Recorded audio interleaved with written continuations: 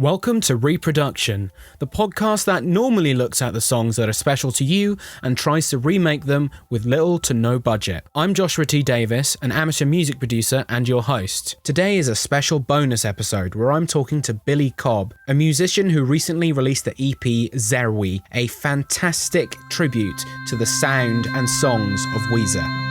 Reproduction. Today, I have a very special guest on the podcast that I am delighted to talk to. Billy Cobb is a musician from Pennsylvania whose most recent record, Zerwee, is making a huge splash in the indie scene, especially amongst fans of a certain band. Billy, how are you? I am fine. How are you, Joshua? I'm doing really good. It's great to have you on the podcast. You're actually my first guest that I didn't know before interviewing them. Oh, interesting. Now, before we talk about your newest release, Zerwee, I wanted to talk a little bit about your other stuff. I loved your record, Strokes of Incarceration, from last year. I particularly liked the song Rocky Horror. Lots of different stuff is going on that record. So what got you into making your own music, and how did you get to where you were when you recorded that last record? Okay, so I started recording or experimenting with recording in like 2012-ish when I was in middle school. Believe it or not, I actually wanted to be a rapper.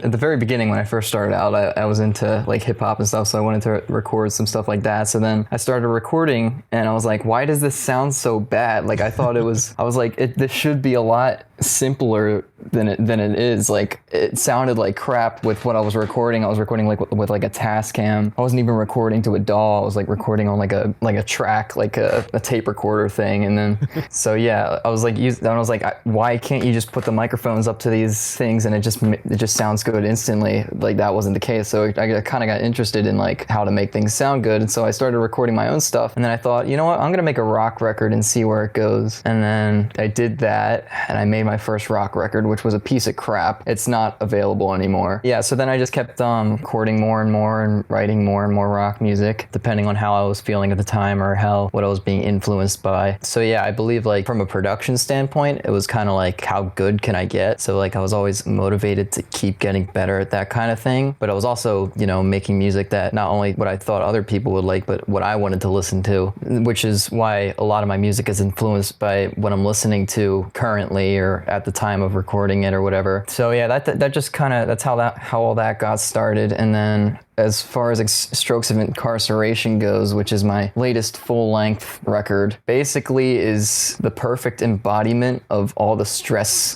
I've been going through at university, because I was a freshman. I was like in my second semester when I started recording that, and I just wanted to let out all the stress that was going on. So that's kind of where the sound of that record came from and all the topics and whatnot. So there are definitely a lot of relatable feelings on that record for a lot of people, myself included. Yeah, I mean, that's the goal, to make music that other people can like or relate to or feel comfortable with.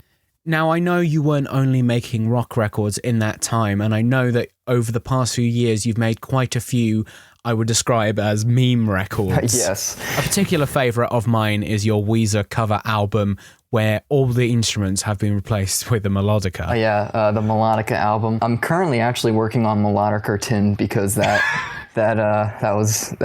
became pretty popular. It's really fun making Weezer memes because the Weezer community is like so active with that kind of stuff. So like when you put something out, like everyone loves it and it gets so much love from like a specific, fan base, and you feel like really involved and stuff. It's just kind of awesome now that I have like the Zerwee EP, now that I'm like pretty well known in the Weezer community, that I like basically any Weezer related thing that I release, it gets seen. Yeah. So that's pretty cool. But as far as the memes go, like the thing was, at first my YouTube channel was like strictly just like music and covers and stuff. And then one day, because Gary Come Home from SpongeBob became like a big meme, and I was like, what if I did a punk cover of this?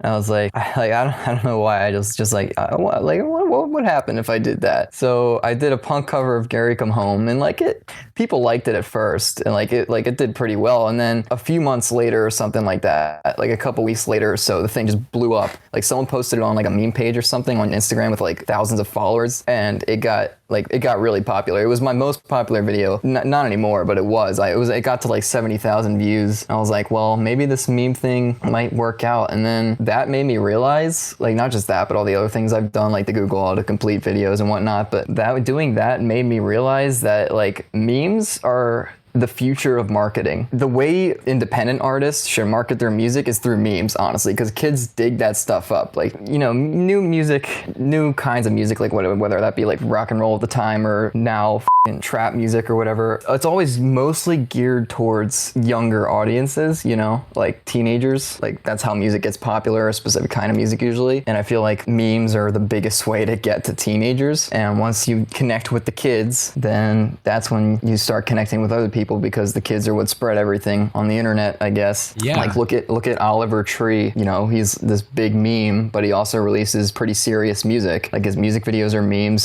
What he wears is a meme. He looks like a meme. He acts like a meme, but his music is real. So I mean, like, as long as he's promoting himself through memes and getting an audience through that, like, people are still listening to his serious music and, you know, getting a kick out of it. So I think that's a really cool thing, and that's something I'd like to hop on board with, which I kind of have already. Yeah, you raise an absolutely brilliant point there in the fact that memes spread themselves, and therefore it is the best way to market it. And I think a good success of meme marketing has been Lil Nas X with Old Town Road, which started off as a TikTok meme and ended up as the #1 single in America. That's a perfect example. I forgot to mention that. I cannot believe that started as like a Red Dead Redemption 2 video with like the song over it, and it became like the #1 selling song. Like, that kid basically became a millionaire like overnight. Yep. And that's like the power of memes and TikTok and whatnot. Like, he's like, hey, I'm gonna make a funny country rap thing. Like, it was unexpected, and it was, you know, like, people made a meme out of it, and next thing you know, it's like, bam, he's the best-selling artist out there right now. So obviously Zerwee has a very specific audience in mind. How did you come to decide that you wanted to record a Weezer record? It's interesting because, I mean, I really like the sound of Weezer. I mean, like, they're like my favorite band, if you couldn't tell. But you know, I have all the instruments and everything, and I was like, well, that would be kind of a fun sound to do. And the thing is like, I don't know if you read the description of the video, but it says like, hey, like, I was tired of waiting for Weezer to release another rock record, which is true. They haven't released a solid rock record in like 3 years. So I was like, well, I might as well make one myself. So I wanted to do that and just kind of capture the sound of Weezer that I like, or that I want to listen to, and see if other people would like it too. And lo and behold, they did. So that's how that came to be. I actually, for a little while, I almost didn't make it. Like, I started recording a song for it, and I was like, people have heard this before. Like, this song has been done time and time again. Like, even Weezer's tired of making these sounding songs. Like, the reason it was an EP and not like a longer record was because, like, you can only write the same song so many times. Like, you know? So when I was making it, I was like, man, people have heard this before. Like, it's like, I feel like I'm just rewriting the same songs. And like, I literally felt like how Rivers feels right now. Like, I got it. I just don't want to make this anymore. And then later on, I guess I just got the spark again to make it. I was like, you know what the heck? And I made it, and it just blew up. And I guess it's crazy. Like, that kind of stuff happens all the time. Like, Roger Waters of Pink Floyd, one of his like famous sayings or whatever is like, if you're thinking about not releasing something, you always should release it anyway, because that's how he felt with Dark Side of the Moon. And we all know how that turned out. Your record has gained a lot of praise from fans, saying it sounds a lot like quote unquote good Weezer, but I definitely think it has a unique identity to itself, and you can definitely hear things in your record that sound a lot like your previous work.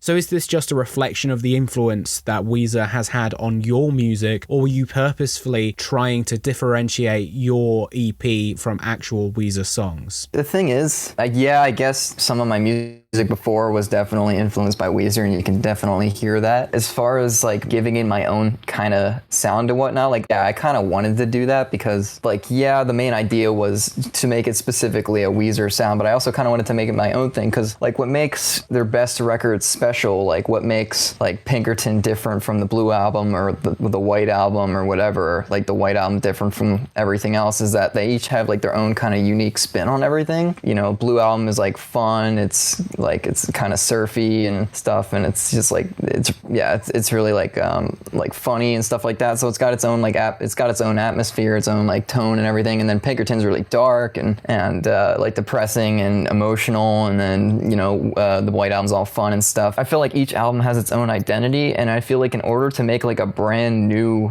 Weezer record that captures the energy of a new Weezer record and not just like the same energy as the previous one, you got to put your own little touch in it. So what would you say was the most challenging aspect of creating this EP? Recording. Even though I'm still like, let me think, I'm like 5 years or so into like the whole recording thing, and I'm still getting used to it. Like I still hate my guitar tone, or at least, I think it's gotten a lot better over the years. Like I think my recording in general has gotten a lot better over the years, but the hardest part of any record is just getting that perfect sound that you think would resonate the best with how it sounds in your head. So that's probably the hardest part. And then as far as playing wise, I think the synth parts were hard to nail, like really nail that Weezer sound. So if one of my listeners is sitting at home thinking, I want to write a Weezer record, what would you tell them to do? Well, here's what I did. Not only did I listen to a lot of Weezer, obviously, to do it, and kind of see what they were doing, but I also listened to a lot of bands and songs that were also inspired by Weezer, like Ozma. There's an album called Rock and Roll Part 3 by a band called Ozma that's like famous for, or very well known for being super Weezer-y. So that was kind of like one of the main other influences that I tried to listen to and see what they were doing, or some other songs that sounded Weezer-y. And then another thing I did, which is pretty interesting, is I listened to a lot of the Beach Boys, because I know Rivers is really inspired by them, and I know he was really inspired by them like going into the Blue Album and stuff. So I kind of wanted to get in the mindset of, the actual band beforehand when they were making the record, by listening to some of their influences and saying like, how can I make an original sound out of this? Which is why Dumb Song for Virgins to Cry To, the melody sounds a lot like the song Surfer Girl by the Beach Boys. Well, I'll have to keep an ear out for that the next time I listen to it. That's a great point. Absolutely listen to the influences of the people you're influenced by. So what would you say are the essential elements of a song that makes it sound like Weezer?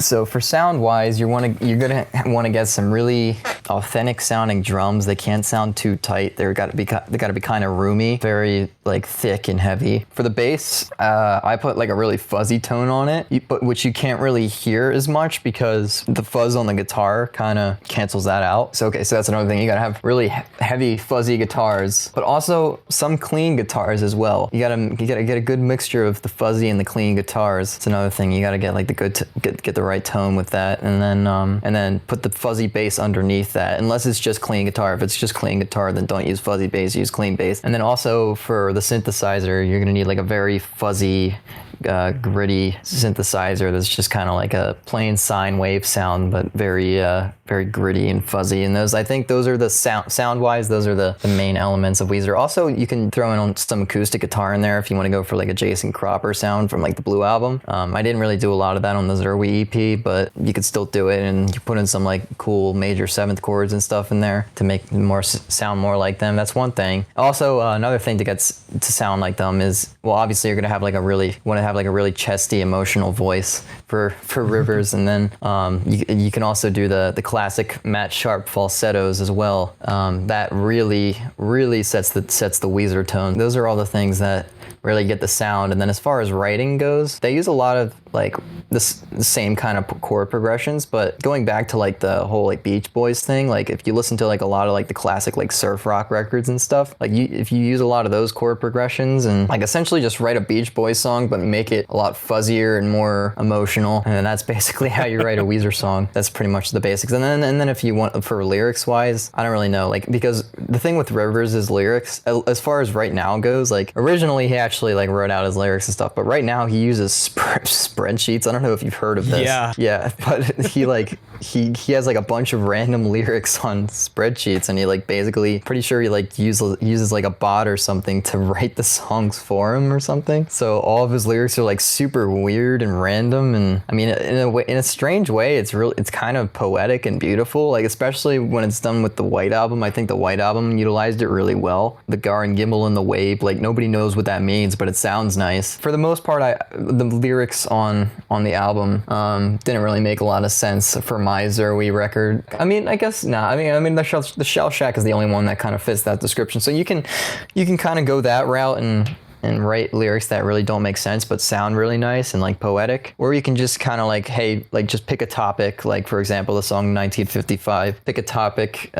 In that case it was like, I want to write a song about like the thought of, hey, what would it be like if I was born, you know, like 50 or 100 years ago, like how different would I be, like would I meet somebody and fall in love with them and stuff like that, and then just kind of write around those lyrics and just try to tell a story while rhyming. But yeah, that's my writing techniques, I guess. So what would you say is your favorite Weezer record? My favorite Weezer record? Okay, this one's a tough one. I've actually made multiple rankings. I've ranked it multiple times because I always switch it up, but I have a favorite and I have what I believe to be their best. I think there's my personal favorite Weezer record is the White Album, because not only do I think it's a brilliant record, but I very personally connected to it. Like whenever I listen to it, I get like nostalgic for like high school and stuff. So that's just kind of like the time I listened to it. So that's like my favorite. And then objectively, I think technically the Blue Album is the best, because it's just their debut and it has like all those classic songs and it really set the tone of what Weezer sounded like, and it's one of the main influences for like the emo sound of the late 90s and the 2000s, and it's just such a brilliant record. But then there's like also I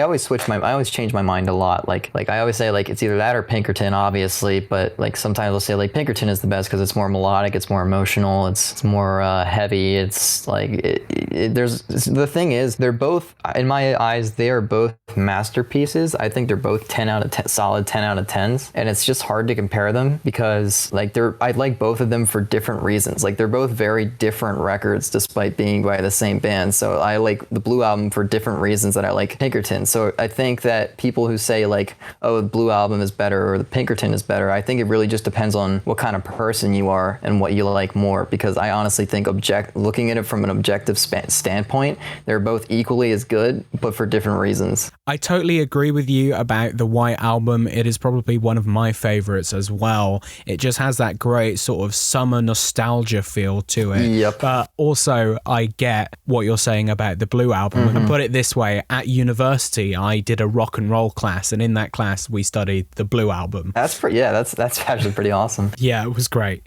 So what would you say is the most underrated Weezer song? Underrated Weezer song. I'm just gonna start by saying Hurley is easily the most underrated Weezer record. I think it's a very solid record. There's like maybe 2 songs on it that I don't like. So it would definitely be a song from there. And I'd say the most underrated Weezer song from that record, probably Unspoken, because that's just a brilliant song. But also the song, I guess that title can also go to Memories though, because Unspoken is usually generally liked amongst most Weezer fans, but Memories is kind of like, it's like mixed reactions. Like some people love it and some people hate it, and I think everybody should love it. Like not only is it not quite as well known as some other Weezer songs, especially like mainstream wise, but I think it's also just a brilliant song. It's fun, it's upbeat, the lyrics are really good and nostalgic, and it's hectic, it's fuzzy, and it's just a really fun song as well as a fun record. Yeah, again, I totally agree with you. Memories is one of my favorite Weezer songs as well. And for many years, actually, it was the only Weezer song that I had in my iTunes library. Nice. So you record and produce your own music. What advice would you give to artists that are just getting started trying to get something recorded? Oh, here's the thing. I'm just going to start that question with saying that there's a lot to learn. It's not something you can just jump right into.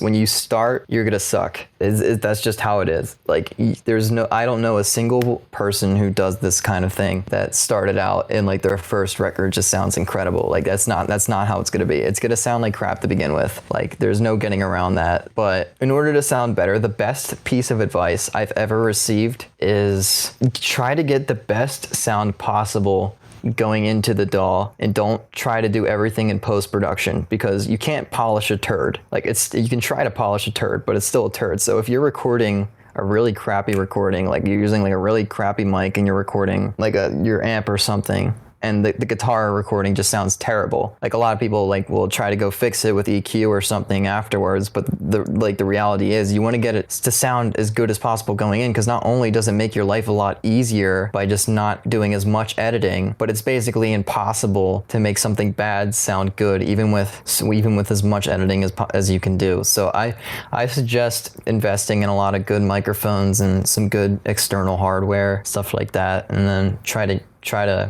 learn that hardware. And when you record, try to make it sound as good as possible going straight in. That's my best advice. That is great advice, and I would add on top of that, to help ensure that the sound you have going in is right at the start, always plan ahead.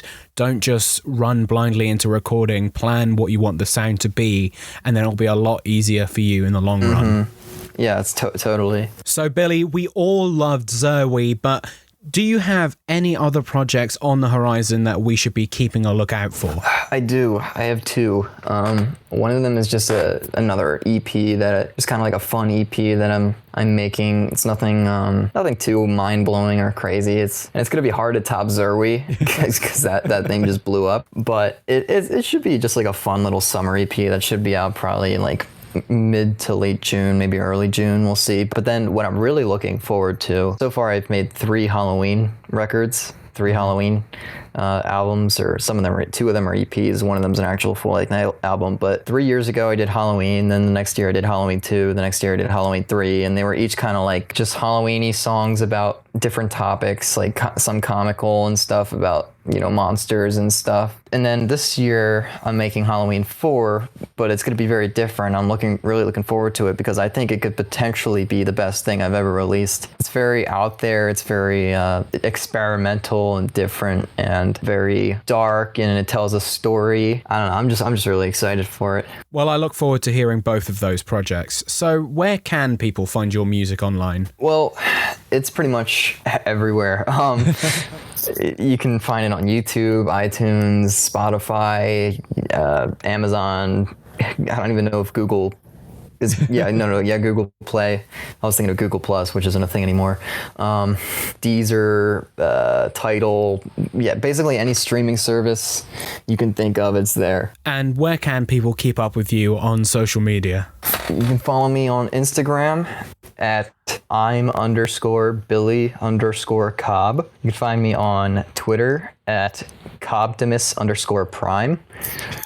And obviously you can find me on YouTube at just my name, Billy Cobb. And I think that's it. I do have a SoundCloud, but SoundCloud's annoying because they only allow you to upload a certain amount of time, and I ran out of time a long time ago, like maybe like a year and a half ago, so I haven't uploaded to it. But yeah, those are like the main ones. Well, thank you, Billy, for coming on Reproduction today. It's been great to talk to you. I love the new record, and I really look forward to hearing what you come out with next. Well, thank you. It's been a pleasure. Stay tuned after the credits to hear Billy Cobb's song Shell Shack from his new EP, Zerwee. Reproduction is hosted, produced, and edited by Joshua T. Davis. It also featured a special guest interview with Billy Cobb. Original music written and performed by Joshua T. Davis. You can follow the podcast on Instagram and Twitter at ReproductionPod, and you can also support the show on Patreon by going to patreon.com/ReproductionPod. You can subscribe on Apple Podcasts, Spotify, Stitcher, and anywhere else you find your podcasts. And if you enjoyed the show, please leave us a review. It would really help us out. Reproduction.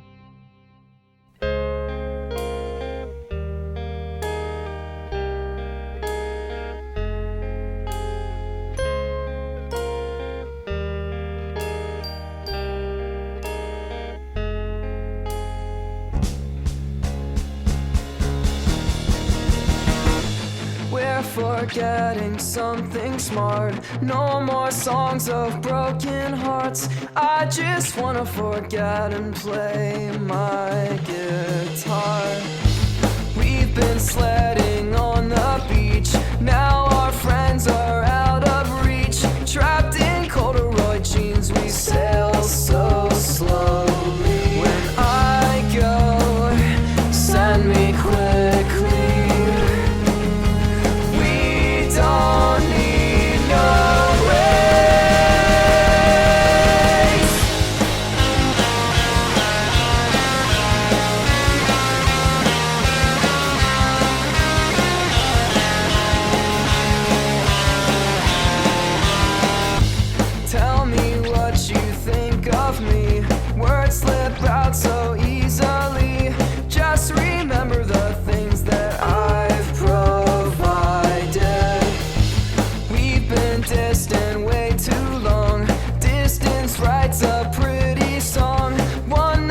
catches your